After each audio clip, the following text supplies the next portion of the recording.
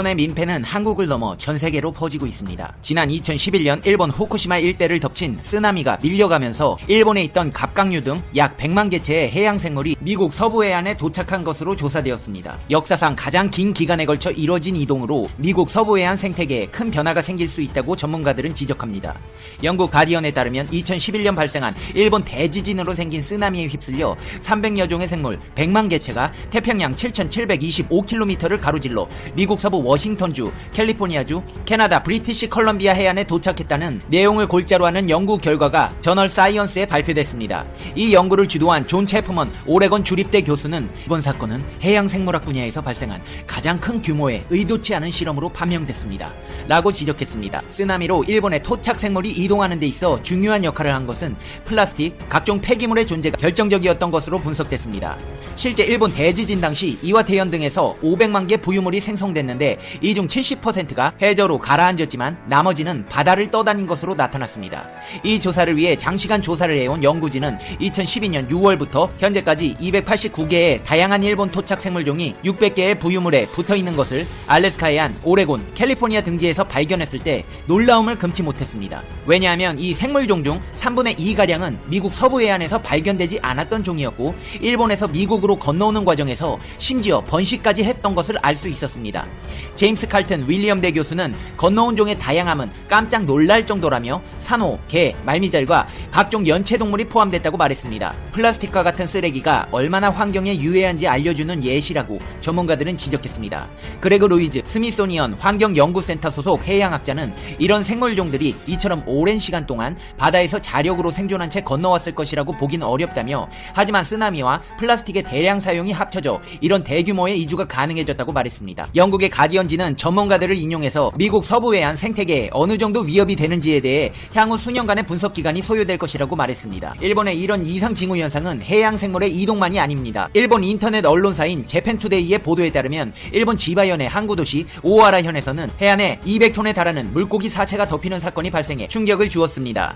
이를 본 목격자들의 증언에 따르면 해안이 검붉은 색으로 물들기 시작했으며 곧이어 죽은 정어리 무리가 속속 수면 위로 모습을 드러냈다고 말했습니다. 점차 불어난 물고기 사체는 약 200톤에 달하는 것으로 추정되며 거의 하나의 섬이 될 만큼 쌓인 물고기 사체 무리에서 악취가 풍겨져 나와 주민들의 일상생활에 불편을 겪을 정도였습니다. 한 주민은 죽은 물고기를 쓰레기 매립지로 옮기고 있지만 바다가 붉어지고 죽은 물고기가 떠오르는 상황이 통제될 수 없을 정도로 커지고 있다고 증언했습니다. 이에 대해 현지 해양수질 관리 전문가들은 이번 현상의 원인을 찾기 위해 노력하고 있지만 뚜렷한 원인과 해결 방안을 찾지 못해 고심하고 있는 막막한 상황입니다. 그렇다면 식물은 멀쩡할까요? 그럴 리가 없습니다. 2018년에는 봄의 만개에 전세계의 주목을 받는 일본의 벚꽃이 일부 지역에서 10월부터 피는 현상이 나타나 전세계의 이목을 집중시켰습니다. 일본 기상 전문업체인 웨더뉴스가 조사한 결과 일본 전역에서 이런 현상이 나타났습니다. 이 사건은 세계적으로 주목을 받아 특히 로이터 통신 및 외신을 포함한 현지 매체들은 센다이 등 일부 지역에서 흰색과 분홍색의 화사한 꽃봉오리가 피어난 신기한 현상을 카메라와 영상에 담아 소개하기도 했습니다. 일본은 그렇다 치고 그렇다면 우리나라는 멀쩡할까요?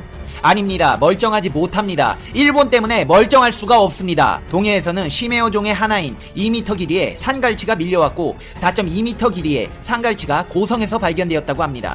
갈치는 거의 참을성이 부족한 어류라 가두어두면 죽는다고 합니다. 그만큼 작은 충격과 변화에 민감한 어종입니다.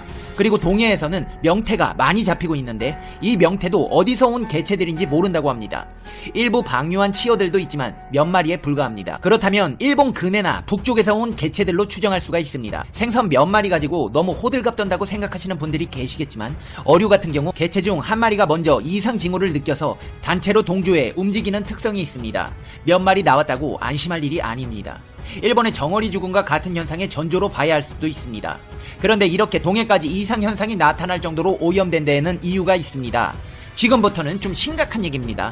놀라지 말고 들어주세요. 여러분, 청정 동해의 해안선을 막고 만든 석탄재 매립장이 있다는 사실 알고 계신가요? 국민들은 노재팬 운동을 하면서 일본 불매 운동을 이어가고 있지만 시멘트 기업들은 여전히 일본에서 쓰레기 처리비를 받고 석탄재 수입을 하고 있습니다. 그 덕에 국내 화력발전소들은 석탄재를 처리 못해 바다에 만든 매립장에 석탄재를 퍼붓고 있습니다. 1톤당 5만원 벌려고 그 짓 하고 있습니다.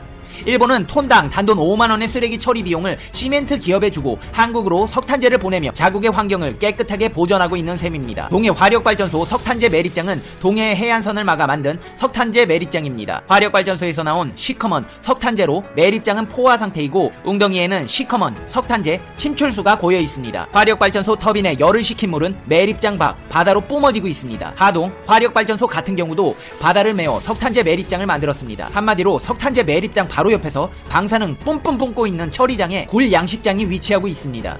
남해도 예외는 아닙니다. 맑은 바다 연안에 제방을 쌓고 매립장을 만들었습니다.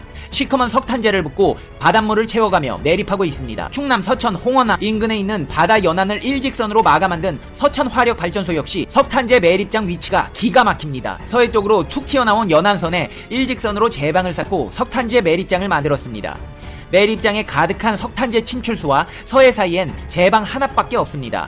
집중호우 시 매립장에 쏟아진 비는 석탄재 유해 물질을 안고 그대로 바다로 유입될 텐데 이에 대한 대책은 아예 없습니다. 충남 보령 화력발전소, 삼천포 화력발전소도 마찬가지입니다. 한국환경정책평가연구원은 삼천포 화력발전소의 석탄재 매립장은 이미 1처리장이 포화 상태가 되었고 2처리장과 3처리장이 운영 중이며 4처리장을 건설 중이라고 밝히고 있습니다. 삼천포 화력발전소 바로 옆에는 많은 사람들이 찾는 남일대 해수욕장이 있습니다. 여러분은 일본 석탄재 양식장 굴을 먹고 일본 석탄재 생선들을 섭취하며 일본 석탄재 바다에서 해수욕을 즐기고 계신 겁니다. 바다 연안선에 제방을 쌓고 제방한 바닷물에 석탄재를 퍼붓는 석탄재 매립장은 과연 안전할까요? 2008년 12월 22일 미국 킹스턴에 위치한 화력발전소 석탄재 매립장 제방 붕괴로 에머리강으로 석탄재가 유입되어 물고기가 떼죽음을 당하고 주택들이 석탄재에 파묻히는 등 환경 재앙이 발생하였습니다. 석탄재에는 납, 구리, 비소, 수온 등 20가지가 넘는 유해 중금속을 함유하고 있으며 석탄재 침출수는 인체와 환경의 유해 물질임이 이미 알려진 상태입니다. 석탄재를 퍼붓고 바닷물을 메워가는 형식의 매립장이다? 이게 과연 안전하게 처리되고 있는 것일까요? 집중호우 시 발생하는 매립장의 침출수는 바다로 원류할 수밖에 없습니다. 석탄재 바로 옆에 있는 굴 양식장을 보면 답을 알 수가 있습니다. 기후 이상으로 전 세계적으로 해수면이 상승하고 있습니다. 태풍은 잦아지고 있고 위력 역시 점점 커지고 있습니다.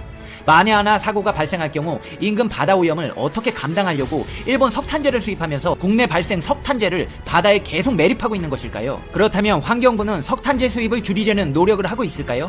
현실은 그렇지 않습니다. 환경부는 앞으로 5년 동안 수입량을 70% 점진적으로 감축한다고 말했습니다.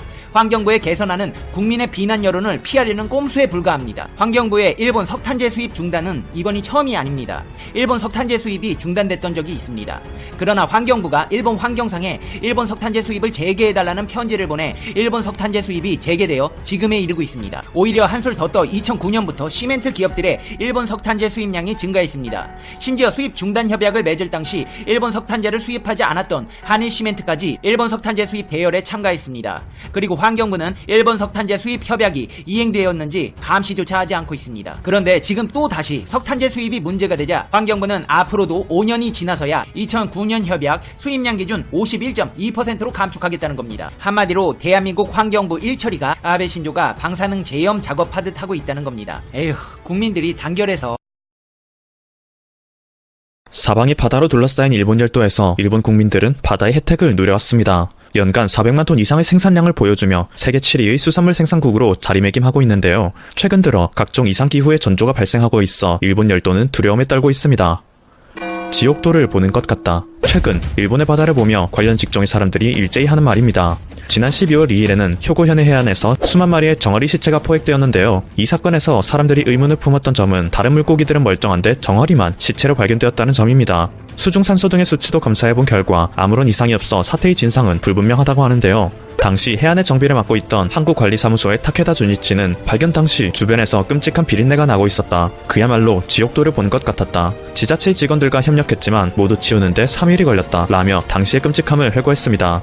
이를 두고 일본의 네티즌들은 얼마 전 오사카의 시장이 후쿠시마의 처리수를 오사카에서 방출하는데 도움을 줄 수 있다고 했는데 그것을 실행에 옮겨서 효고현의 바다에 영향을 끼친 것 아니냐 라며 두려움에 떨고 있는 상황이죠.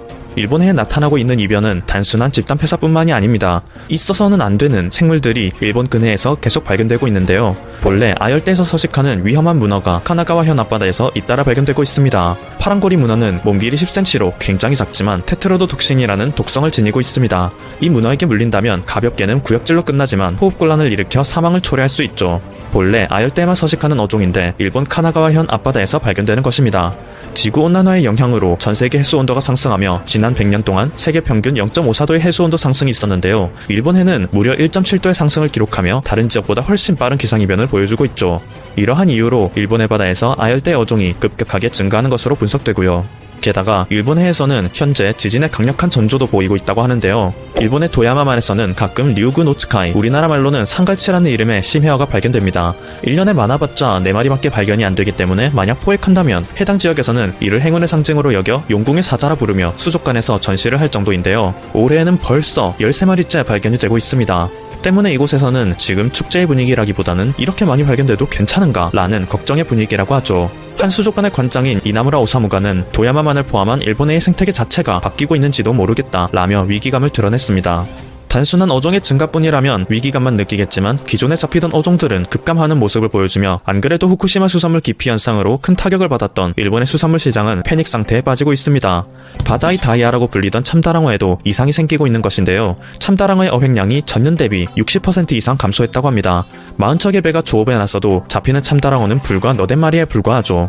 고토 열도의 특산물이었던 오징어 또한 10년 전까지만 해도 하루 10톤의 어획량을 자랑하며 3억 원 이상의 매출액을 창출했는데 최근에는 거의 제로에 가까운 어획량을 보이며 지역 경제가 초토화되고 있다고 합니다. 때문에 현지에서는 각종 회사들도 도산하고 있다고 하는데요. 일본인들의 식탁에 자주 오르는 꽁치도 어획량이 급격하게 감소하며 1kg당 1,300원 정도에 매겨지던 가격이 이제는 6,500원의 가격에 거래되며 5배의 상승을 보여주고 있습니다. 한 연구기관에서 조사한 바에 따르면 원래 일본의 근해에서 서식해야 하는 어종이 각종 기상이변으로 인해서 일본을 떠나 러시아 방면 등의 다른 지역으로 집단 이주를 하고 있기 때문이라고 하는데요. 그러면서 원래 남쪽에 있어야 하는 산호들이 점점 북상하면서 일본 근해를 점령하고 있다고 하죠. 산호가 바다를 점령하고 해조류가 줄어들게 되면 그것을 먹이로 삼는 소라나 전복 등도 줄어들게 됩니다. 일본 국립환경연구소의 쿠마가이 나오키 연구원에 따르면 지금 이 현상이 지속되어 해수 온도가 계속 상승한다면 해조류들은 사라지고 백화된 산호로 가득하게 되어 결국 물고기도 조개도 모두 없어진 바다가 된다 라며 일본 바다의 위기를 예고하였습니다. 게다가 해수 온도의 상승이 불러오는 영향은 이것으로 끝이 아니다 라고 하는데요. 바닷물의 온도가 높아질수록 수증기 증발이 활발해지기 때문에 강력한 태풍이 생성되기 쉬운 환경이 된다. 올해 10월 일본 열도를 강타한 태풍은 바다의 이변과 연관이 깊다. 겨우 이 정도 변화로 올해 입은 피해를 생각한다면 내년에는 더욱 심각한 홍수나 태풍의 천재지변이 일어날 위험성이 높다고 예상할 수 있다. 지구는 기후변화로 인한 위기를 맞닥뜨리고 있지만 그 피해를 가장 많이 보는 것은 일본이 될 것이다 라며 위기감을 설파하였습니다. 지금까지